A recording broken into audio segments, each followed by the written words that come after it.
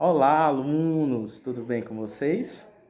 Então, eu estou aqui nesse vídeo para passar para vocês o conteúdo, a gente fazer uma revisão sobre as unidades que nós vamos ter na nossa prova escrita, tá? Então, como eu já expliquei para vocês no grupo, a parte escrita, a prova escrita, na verdade, nós vamos ver mais a unidade 4 e unidade 5, que é referente ao meio ambiente e o clima, tá? E a unidade 6, que é sinais referente aos meios de comunicação, nós vamos deixar lá mais para a prova prática, tá? Porque eu vou estar enviando aqui durante a semana mais alguns vídeos para reforçar essa unidade, tá bom? Algumas atividades para vocês, para que no dia da prova vocês consigam fazer a prova prática mais focada nos sinais referentes aos meios de comunicação, porque nós não trabalhamos tanto ainda essa unidade, tá bom? Então, por isso que a prova escrita, a gente fala prova escrita, prova prática, mas vocês sabem que a forma como eu elaboro as avaliações, na prova escrita já tem a parte teórica e já tem a parte prática também, né? Então, são só duas provas, são modalidade diferente, mas as duas contêm prática, tá certo? Então, falando um pouco da parte teórica que engloba a primeira unidade que nós vamos estudar, que é a área jurídica, nós sabemos que ela fala muito sobre a Lei de Libras, que é um dos assuntos que está presente na nossa avaliação, né? A Lei 10.436, do dia 24 do mês de abril do ano de 2002. O que foi essa lei? A Lei 10.436, se você abrir na página 28 aí da sua apostila, você vai ver que essa lei ela dispõe sobre a sanção da língua brasileira de sinais como o meio legal de comunicação para a comunidade surda aqui no Brasil, né? Então, como vocês já sabem, não foi a lei que criou a Libras, né? Na verdade, através da língua francesa de sinais, ela serviu também como base para a gente poder ter a língua brasileira de sinais, né? O que, na verdade, a lei fez foi apenas sancionar, reconhecer e legalizar esse meio de comunicação que já estava presente aqui no Brasil, tá bom? Então, muito importante vocês terem isso frisado na mente de vocês, de que não foi a Libras, a lei que do nada, inventou a Libras, né? A lei ela só fez reconhecer como meio legal de comunicação. E com base nesse conceito de meio legal de comunicação, a gente pode ver que em nenhum momento a lei cita que a Libras ela é o segundo idioma oficial do Brasil. Então, vamos reforçar um pouco esse conceito, tá? De que a lei, se vocês olharem aí, ó, na página 28, como eu falei, dá providências. O presidente da República faz saber, o Congresso Nacional decreta e sanciona a lei, artigo número 1, que é reconhecida como meio legal de comunicação e expressão a língua brasileira de sinais, Libras, e outros recursos de expressão a ela associados, que nós vimos são todos os recursos de expressão de forma que a Libras tem de ser expressada por um surdo. Então, ela reconhece que a Libras ela é de natureza visual motora, com estrutura gramatical própria, tá? Constitui um sistema linguístico de transmissão de ideias e fatos oriundos oriundos de comunidades de pessoas surdas do Brasil, tá, pessoal? Então, assim, foi comprovado, né? Foi feito um estudo para ver como que se comportava a Libras aqui no Brasil e foi reconhecido que ela sim tem um sistema linguístico próprio, né? Que esses parâmetros de base que tem que ter para ser reconhecida como língua, a Libras tem. Ela tem o seu sistema linguístico próprio, né? Que não está associado ao português, não está dependendo nem ligado ao português. Ela é um sistema linguístico, ela possui as suas regras gramaticais, ela tem a sua forma de desenvolver, ela tem a sua modalidade que é visual motora. Então, tudo isso comprovou por A mais B que sim, a Libras é uma língua. E a lei vem apenas sancionar e reconhecer esse meio legal de comunicação. E nós sabemos que a promulgação dessa lei, né, ela estando em vigência aqui no nosso país, ela abre outras portas para novos projetos de lei voltados à comunidade surda, porque a partir do momento em que a Libras ela é reconhecida como uma língua, o surdo ele tem respaldo para poder lutar pelos seus direitos, de sua comunidade, poder ter voz, tá? Através de suas mãos. Porque antes disso, o que era Libras? Não era reconhecida ainda, então o surdo não podia brigar por seus direitos, não podia ter a figura do intérprete ali, porque não era algo reconhecido esse meio de comunicação, era algo considerado informal, tá? Então, quando a Libras é considerada como língua, nós temos abertura aí para o espaço do intérprete de Libras atuar, para que o surdo tenha acesso à sua língua, para que a sua língua seja reconhecida como uma voz verídica, né? Que possa ser usado sim como meio de expressão dessa pessoa e reconhecido como verdade o que ela está expressando. Então, assim, essa lei foi a abertura, né? Para que a gente tivesse aí cada vez mais o crescimento de novas leis que pudesse apoiar a comunidade surda no Brasil como comunidade, né? Como pessoa, como língua, como cultura, tá bom? Então, nós temos aí os artigos dessa lei, vocês podem dar uma olhada direitinho aí, sobre a obrigatoriedade que ela vem tendo, né, de acordo com a atual legislação, sobre inclusão dela como disciplina em diversos cursos superiores, hoje no Brasil, né, está carecendo cada vez mais essa obrigatoriedade, e que também o poder público ele deve exercer, sim, o incentivo à expansão da Libras no Brasil. Então, não foi apenas reconhecer, tá, a Libras é uma língua, tá aqui essa lei. Não. Nos artigos da lei, no segundo artigo, também obriga, já que reconheceu como língua, o Estado precisa manter viva essa língua. Através de quê? Através de recursos que vão ser destinados aos centros de formação, né? Como ele fala aí, garantido pelo poder público em geral, empresas concessionárias de serviços públicos, formas institucionalizadas de apoiar o uso da difusão da língua brasileira de sinais como meio legal de comunicação objetiva e de utilização recorrente da comunidade surda no Brasil. Então ele reconhece e também incentiva, tá? Incentiva a difusão dessa língua, né? Incentiva através de recursos, através de políticas públicas, que vão fazer com que a Libras ela seja cada vez mais expandida, né? Então já tinha comunidade surda aqui no Brasil, com a Libras e tudo, a Libras foi reconhecida, então o governo deve vir com um papel de apoio na difusão, para que seja dada assim, uma alavancada, né? Para que o Estado também cumpra o seu papel com relação a apoiar os direitos linguísticos da comunidade surda, da sua difusão e da sua cultura por meio da Libras, tá bom? Então, pessoal, essa lei, acho que eu já expliquei bem sobre ela, tá bom? Então, voltando um pouco sobre o conceito da parte teórica sobre a área jurídica, né? Nós vemos que tanto os profissionais que atuam na área jurídica, é importante ter o conhecimento de Libras para garantir a acessibilidade das pessoas surdas dentro dessa instituição, tá? E na ausência, a necessidade do intérprete de Libras, né? É até mais indicado o intérprete de Libras que já tem uma formação, uma fluência para atuar com aquilo, né? Porque às vezes a formação que é prestada para esses profissionais que atuam na área jurídica, delegacias, instâncias, como o Ministério Público, né?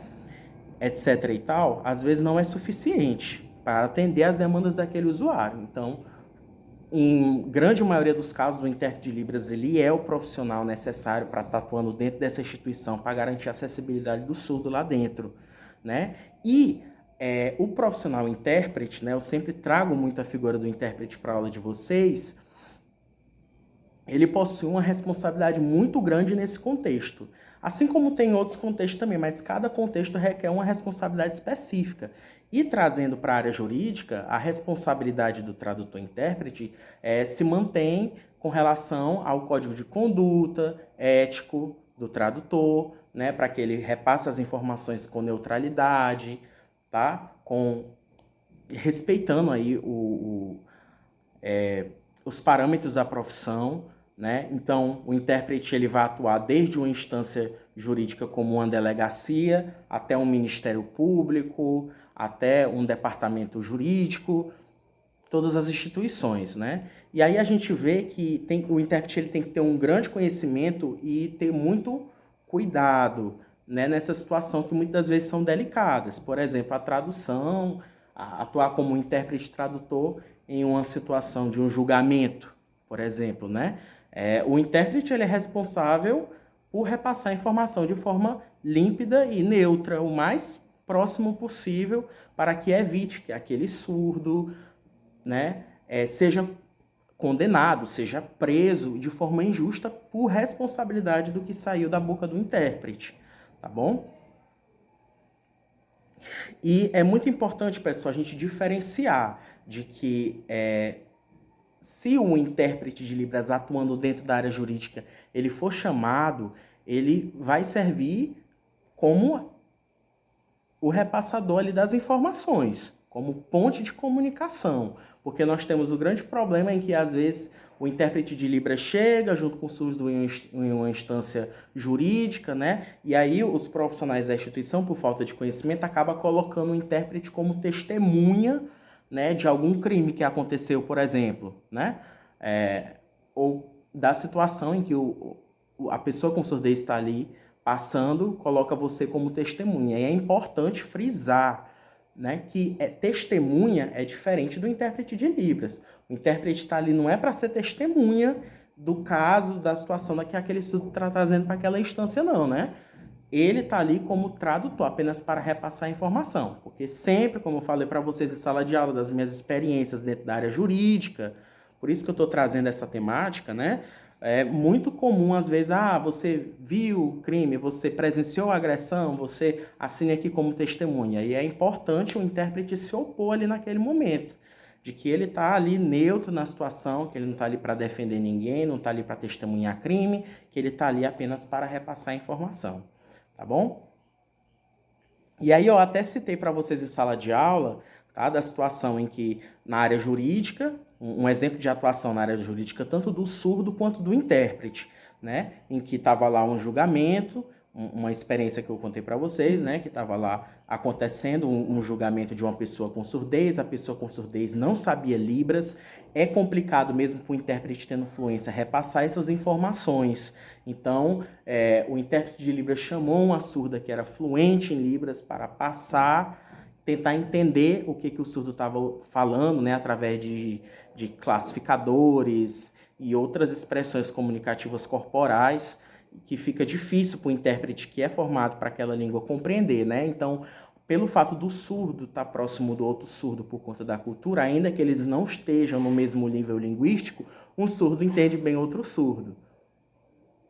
Então, o surdo, pelo fato de ele estar imerso na cultura, ele consegue absorver melhor. E aí, nesse caso, o surdo faz a interpretação do que ele entendeu, né, da Libras daquele surdo que não sabe, para a própria Libras formal, que o intérprete vai ser capaz de transmitir a informação. Eu contei esse caso para vocês em sala de aula, né?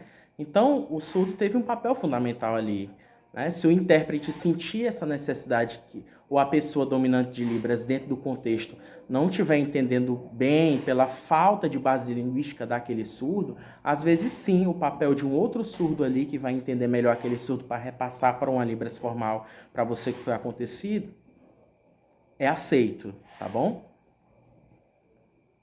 Então, é importante também a gente frisar, assim nós vemos muito peso dessa responsabilidade na área jurídica, na área da saúde, na unidade anterior que nós vimos, é também a mesma coisa que vai ter na área jurídica, né? Tanto a área da saúde, você pode ter acesso a informações em que veja que tem alguma pessoa ali correndo risco de vida, né, da área da saúde, ou correndo risco de vida também dentro da área jurídica por ser ameaçada, ou o surdo repassar informação sigilosa, né, de que, sei lá, você veja que no contexto da explicação dele alguém está correndo risco de vida, mesmo assim o sigilo ele pode ser quebrado nessa situação, né, em que corre risco de vida de alguém, mesmo o surdo pedindo o sigilo para você, falando para não contar para ninguém.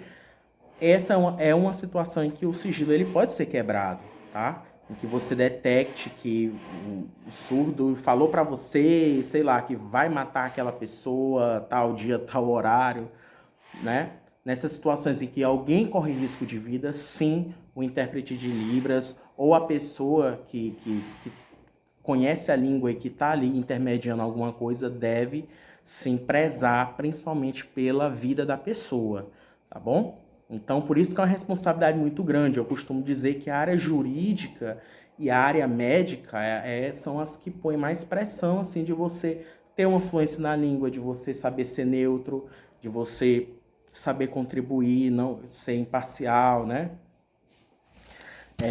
Pessoal, então vamos rever aqui o vocabulário que tem da área jurídica, né? Nós temos aqui danos morais, liberação ou soltura, o mesmo sinal de liberdade. Nós temos o sinal de ação jurídica, que é mais voltado para a questão de processo. Decisão,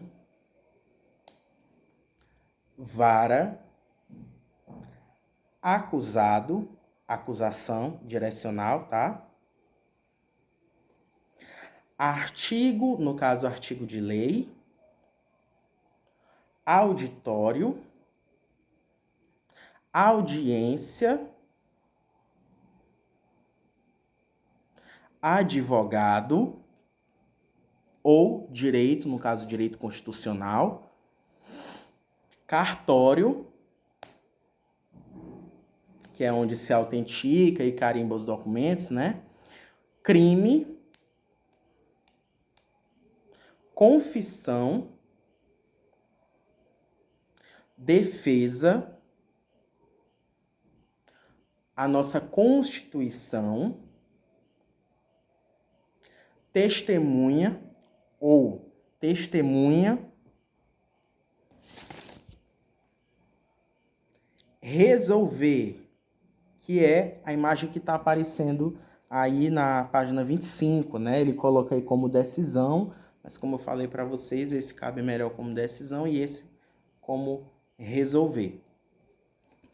Delegado ou delegacia. Parece com um sinal de sinal, né? Só que ele é mais aberto aqui na frente, sinal, e delegacia aqui no peito, com um movimento um pouco menor, tá? Do que o sinal próprio da pessoa.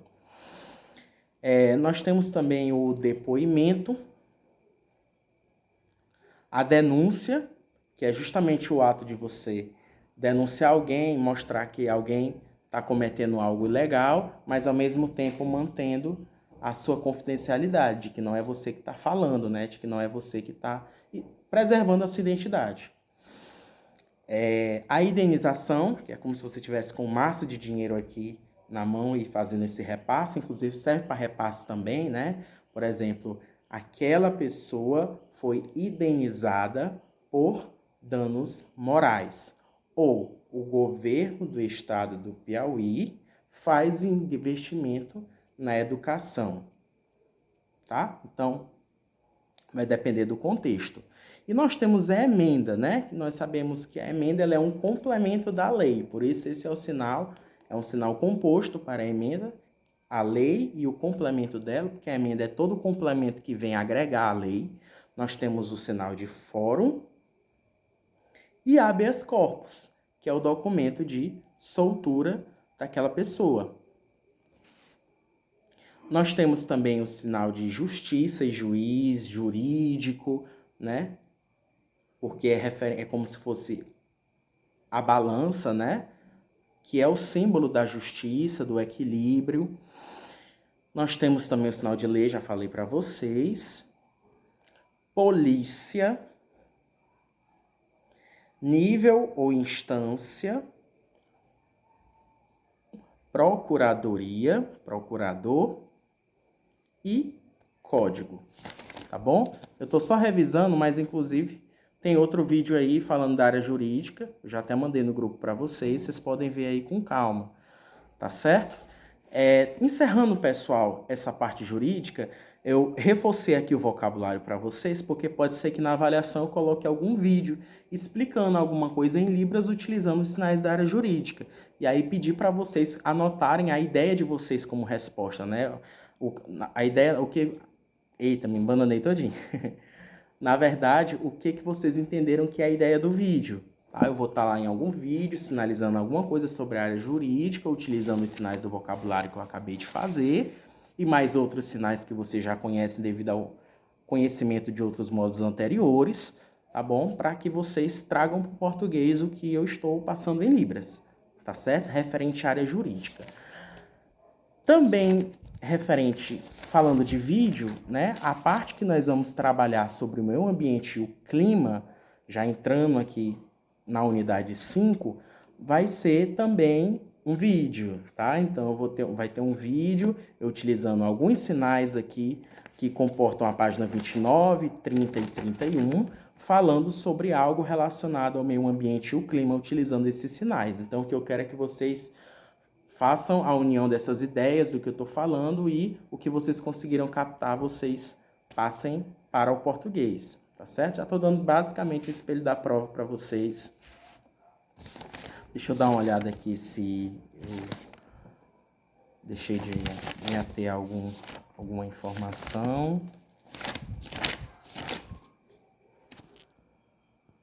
E, na verdade, pessoal, só voltando uma informaçãozinha sobre a Lei 10.436, para vocês, né? É importante entender que o idioma oficial do nosso país é a língua portuguesa, tá? Porque se a Libras ela fosse o segundo idioma oficial do Brasil, nós teríamos aí como melhor comparação o Canadá, que possui 2 idiomas oficiais, o inglês e o francês, né? Então, todo documento que o governo vai emitir, qualquer informação que for ser divulgada, tem disponível nas 2 línguas. Isso acontece aqui no Brasil? Estou só reforçando o que eu já falei em sala de aula para vocês, né? Não acontece. Nós temos o português como idioma oficial, nem à toa que, se vocês voltarem novamente um pouquinho bem aí para a lei, no artigo 4 da Lei 10.436, da página 28, ela fala assim, que a Libras não poderá substituir a modalidade escrita da língua portuguesa, tá bom? Porque está colocando aí o português como prioridade, tá certo? E que a Libras, ela é reconhecida. Ele não coloca a Libras como segundo idioma oficial do Brasil. Não é essa a finalidade da Lei 10.436. O objetivo é reconhecer a Libras como meio legal de comunicação. Inclusive, a própria lei deixa bem claro que a Libras não vai substituir a modalidade escrita da língua portuguesa, no caso dos surdos, por isso que sim, os surdos são incentivados através dessa parte a aprender a língua portuguesa, tá? Porque se fosse o segundo idioma oficial, nós teríamos aí tradução de tudo em Libras que nós observamos aqui, né? De conteúdo, de divulgação, de pronunciamento do nosso governo, então tudo estaria equiparado, né? Você teria numa biblioteca os livros que estão escritos em língua portuguesa, você também deveria ter um arsenal, tudo traduzido também para a língua brasileira de sinais, seja, sei lá, das modalidades em que eles escolhessem, né? Podia ser em Sunwrite, poderia ser em forma de vídeo traduzido para a própria Libras, enfim. O fato é que nós não temos essa igualdade, tá? Nós temos a língua portuguesa e a Libras, ela vem como meio legal de comunicação reconhecido por lei, tá bom? Pessoal, vamos agora dar uma refrescada na nossa memória sobre os sinais do meio ambiente. Olha só, várias árvores, falando, né, da natureza. Também o clima, tá? Nós vamos começar aí na página 29. Então, nós vamos começar aqui com o sinal de escurecer. É como se estivesse claro, as mãos abertas, elas remetem à clareza, aos raios de luz, e quando você fecha, fica escuro. Então, escuro e claro. Escurecer, clarear. Tá bom? O Polo Norte e o Polo Sul, você vai fazer aqui o sinal de mundo e fazer assim se for o Polo Norte e assim se for o Polo Sul. É bem classificador, né? Ele coloca aqui o globo terrestre e nós sabemos, por dedução, que aqui a extremidade ao norte do nosso planeta é o Polo Norte e a extremidade ao sul é o Polo Sul. área ou região, tá? Lembrando que se nós estivermos falando de mapa, é importante nós mantermos a como é que eu posso dizer? Manter na área aqui do espaço gramatical, né, que é o espaço em que nós fazemos a nossa sinalização, ter de frente esse sinal aqui.